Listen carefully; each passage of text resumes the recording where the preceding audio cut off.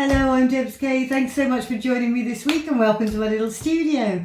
Okay, so this week I thought we'd change things up a little bit. I'm actually going to do a couple of colour studies this week. I'm going to take us off down to Portugal, where springtime comes a little bit early there. Had enough of all this snow and ice and frost and been busy manifesting some sunshine up here in France. So I've got off to where I used to live in Portugal, in our happy valley down there, and taking us there to the glory of the mimosa tree. Now in February, March or whatever, all these trees just light up the valleys and the hillsides, and it's just such a glorious sight. So I can't believe it, but I never actually painted mimosa when I was down there, and so I thought, well, I think yellows can be a little bit tricky, so I thought I'd do a couple of colour studies, and I wanted to share these with you as they show a couple of different techniques for starting off your painting, and also sort of like how I discover, different ways to apply my pastel and obviously get two very different feels to the same painting. So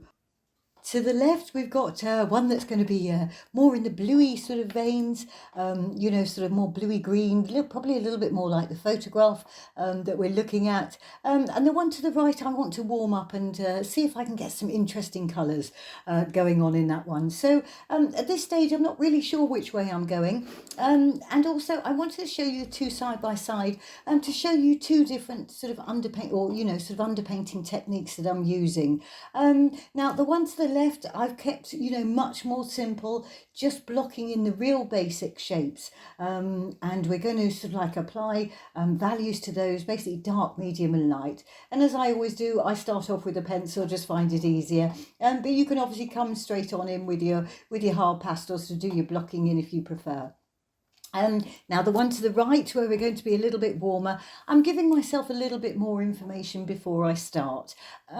Normally, sort of like the one to the right, it is how I would normally work. But so many artists sort of like say, no, just go to your very, very basics and forget about the rest. So I thought, well, come on, give it a go and see how you go. And it was quite an interesting experiment for me, actually, to do it. Even though sort of like both of these are going to finish at the same time, they are speeded up slightly differently. And the one to the left certainly clears that paper and, gets some colour down on that paper much quicker. But actually, overall, the one on the left took me longer than the one on the right, even though the one on the right, took me longer to start off and it takes me a little bit longer to get going. So it was quite interesting for me.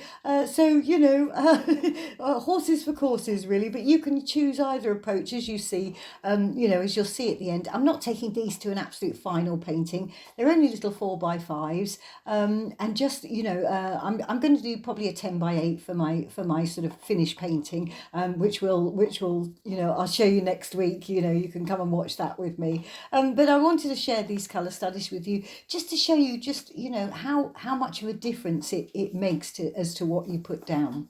So on the one on the left, I'm using basically I used a dark blue and a dark purple for the mass of that tree, a couple of oranges and a red for my mid-tones, and pink for the sky. So basically kept it pretty simple. But for this one on the right, I'm actually going to be using a warmer colour palette. So I've gone in and put a couple of different colour burgundies in my sort of dark areas rather than the blues, and this is where you're going to see the difference, and it's quite amazing really, just how different they end up looking. And what I've got to the one on the left at the moment is running faster than the one on the right, but just going in with my alcohol, just to wash there, with a paintbrush, just a little bit of alcohol, going into my lightest areas first, and then getting into the darker areas. And as you can see, just sort of using my kiddie paintbrush in the direction that things are going, and sort of grass at the front. Basically, I've used the red and the dark orange for the grassy areas, and I've used blue and purple in the tree, and obviously two colour oranges in the where the mimosa is going to go. As I say, not sure quite how I'm going to tackle this at this stage, because as I mentioned earlier, mimosas, or yellow rather, can be very, very tricky, and it can get muddy very quickly. So basically what I'm doing in these sort of they're colour studies, and as well as sort of like they're also information givers, telling me how best I can go about creating the feeling of the mimosa, and make sure that I don't end up with a muddy painting. So both of these are kind of experiments as to how I go about doing that, really. So as I say, one on the left, wash that in now with alcohol. I'll leave that one to dry. Just coming in, unfortunately you don't actually see me with the alcohol on this other one. I for some reason that bit of video didn't stay. But as you can see, what I'm doing with this one first is I'm actually rubbing in those colours that I've got, just to soften it down a little bit, so that when I put the alcohol on, it's going to be a little bit more muted and perhaps cover more of the paper. So I'm just literally going around with a piece of pipe foam insulation on there and giving that a rub in. And as I say, what I do is do exactly the same as I did with the one on the left hand side with the alcohol. I then just sort of wash it in and then let that dry. And as you can see, back over onto the left hand side, you can see there I've got my paintbrush, and at this point it's still wet, and I'm just sort of giving a little bit of texture, so that it's not all one solid colour. So you just saw the screen change, and that's basically, I'd done that and then it left to dry, and coming back in with my darks now. And on the one on the left, I'm now putting in my branches after, and the tree shape after I did that first underpainting. This one on the right, basically, yes, again, did that. And although I did have a faint idea as to where I was going with those branches and things, first thing I did was re-establish those. And basically now what you can do, what I'm going to do is, I'm not going to talk all the way through this, because obviously they're just quick colour sketches, and I can't talk as fast as they're going, but I want you to have a look, stay till the end, and then I'll have a quick explanation as to where we got on them and what I discovered in them. But in the meantime, I'll just let you watch them come together, as I say, cooler on the left, warmer on the right, and then let's see where we end up. All right, I'll see you in a mo.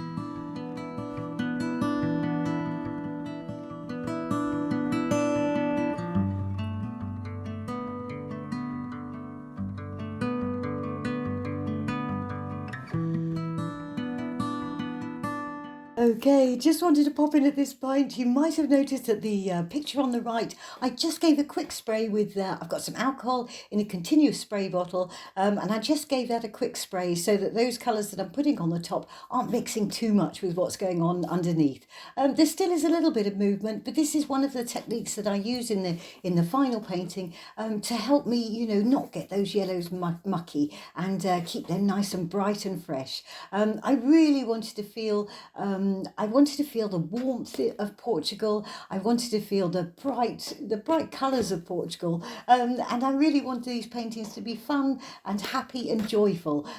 So I end up, I think, overall, as I'm looking at them, I actually prefer a little more fun, the more fun feel that we're getting from the painting on the right there. So I think next week, when I come to do the slightly larger one, I think I'm going to go for more of those colours. But I might, I'm going to cogitate it, for a few days and see. But certainly, I'm enjoying all those happy little colours over there. And I definitely want to keep this painting really nice and loose and free, and all the feelings that when I lived in Portugal that I was lucky enough to have every day. So as I say, next week I'll come back and we'll do the proper painting. But in the meantime, hope you've enjoyed this video, and you've enjoyed seeing these two sort of like come together, sort of almost side by side, and see what a difference the colours can make and the feeling that it gives to a scene. I mean, it's really quite startling, really. And also the different ways I started off the painting as well. As I say, it's horses for courses, so you choose whichever way you feel most comfortable with. But we'll leave it at that for this week. So as I say, hope you've enjoyed the video. If you have, please do give me a thumbs up and subscribe to my YouTube channel here, so I can bring you more stuff. The more subscribers I get, the more likely they are to show my videos, and hopefully some other people will get to sort of like learn how the joy of painting with pastels. And obviously, please do consider coming joining me over on Patreon. Just a small monthly subscription fee, which you can stop and start at any time. But obviously over there, I give you much more information, and we go through things more step by step. Okay, so I wish you a lovely week. I hope you get a chance to do some painting, and if you do, happy painting.